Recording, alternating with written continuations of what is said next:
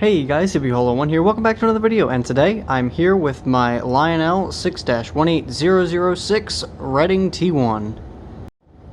So I did a video on this a little while back, and if you've seen that video or the runaround track video of this engine, you may notice that it looks a little different.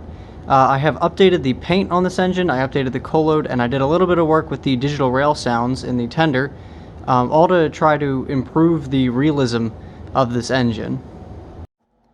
So as a little bit of background, this is Lionel's engine 6-18006, which was the 7th engine, because you have to include 0, that Lionel made with digital rail sounds, the first being the Pennsylvania Railroad B6. Digital rail sounds was very revolutionary. It has 4 sounds, I guess. It has a steam background idle sound, it has a chuff, a whistle, and a bell, and that's it. It's pretty cool. It was the successor to the Mighty Sounds of Steam, and it's also called Rail Sounds 1. But if you look at an original version of this engine, you may notice that it looks a little different. That includes the previous 2 videos on my channel of this engine. These handrails are silver.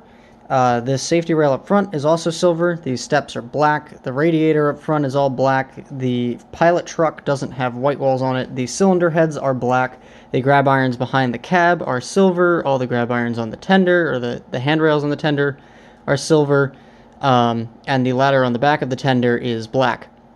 I also did some painting on top with the whistle, safety valves, and whatever's in here. This is the sand dome, that's the steam dome, so I don't entirely know what this is. If you know, let me know. I also did some work on the coal load. And I also did a little bit of work on the board in the tender to give it 2 chuffs per revolution instead of the 1 chuff per revolution that it comes with when you buy it, because the 1 chuff was just a little too slow for my likings, and 2 chuffs per revolution definitely makes it a lot more realistic. Here's a look down at the top of the engine. This is that part that I don't know what it is. That's the whistle that I repainted, and then that's the safety valves, and I don't know what the 4th one in the back is. It is on the prototype, but I don't know what it is. From the pictures I found, it looked like it was black, so I kept it black. But again, there's a lot of parts on steam engines, and I don't know them all. If you know them, let me know. Here's the new coal load, which is a little lighter than I wanted to, but that's just because of the adhesive that I used. So, whoops. And then here's the tender on the back, which I painted yellow. The handrails are also yellow. That's the main handrail. And the only part that I didn't paint is the safety rail underneath of the radiator, because I didn't want to play with getting yellow acrylic paint underneath of that, because acrylic paint, 1, isn't meant to be used on metal. I did it anyway. It was a pain in the neck. I do not recommend. It's also very thick, so I didn't want to ruin that. And then that's the suicide steps. That's the pilot truck, and then the cylinders I'm really proud of. They came out a lot better than I thought they were going to. The only thing I'd really want to do at this point to make it more realistic is finish the valve gear, but also that's pretty low on the priority list, and it looks fine as is, and that valve gear wouldn't move anyway. The only thing that would move would be the lubricator that would come off of this guy. Again, I don't know all the names. I'm slowly learning them. Well, it wouldn't be my video if I didn't film a shot and then forget something but not want to redo the previous shot. I also want to add flags to the front at some point. Again, not the biggest concern right now. The flags would look really cool. I just have no idea how to do it. If I ever figure it out and I ever have the time and the money, I'll probably do it. But that's the other addition I want to make. So, before you all blow up the comments, yes, I know that the chunks of coal in the tender are way too big to be scale. It's probably about the size of your head. Imagine one of these pieces of coal is probably the size of your head. So yes, it's a little big. For those of you that don't quite understand what I'm talking about, I have the tender for the Lionel Legacy Polar Express here. And then that is the size of the coal that comes with Legacy engines. That's the size that it probably should be.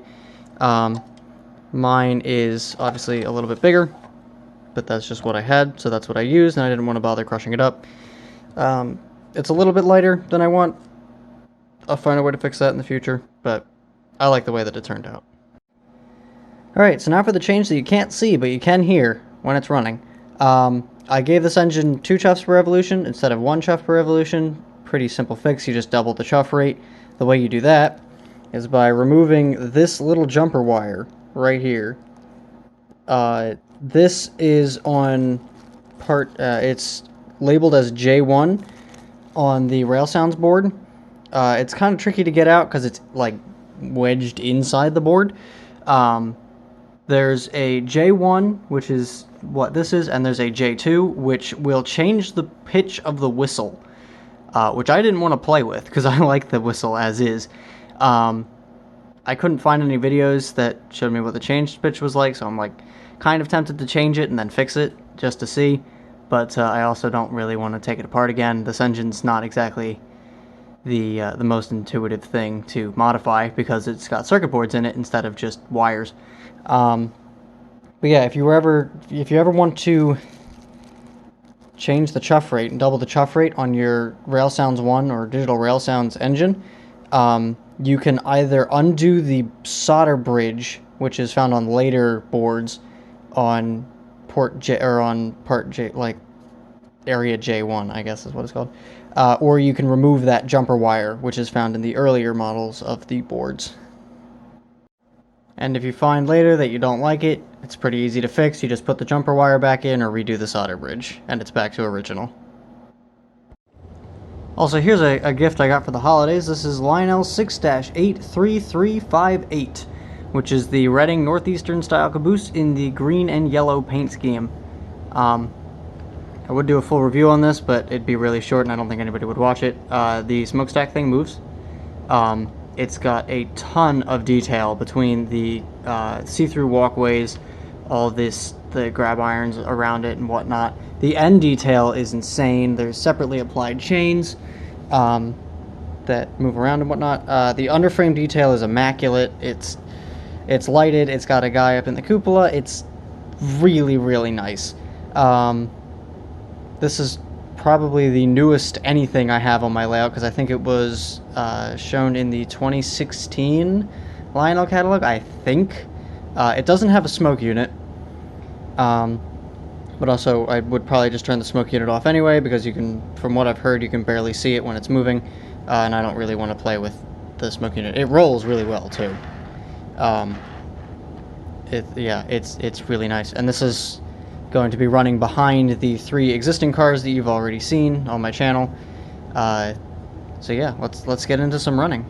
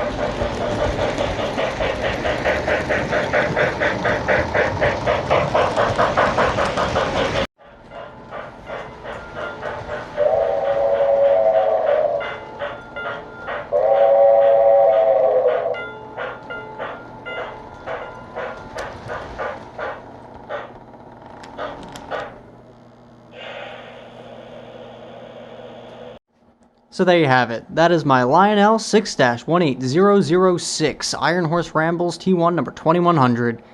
And holy cow, does it look good. I originally did all the silver paint. I did all the silver paint first and was looking at it and was like, okay, well, it looks alright. Do I want to actually finish it in yellow? And then I put the yellow paint on it, and holy smokes, did it make a difference. It looks so good with the yellow. Without the yellow, it's kind of like meh. With the yellow, it really pops. I really like this paint scheme. I could have done the freight scheme and just painted over the yellow stripe that they have going down the side that it came with. But I wanted to go big or go home, and went with the Ramble scheme, and here's what happened. So let me know what you guys think of this engine in the comments. I hope you like it as much as I do. So yeah, anyway, I am Silver Hollow 1, and have a good day, or maybe good night in your case. See ya.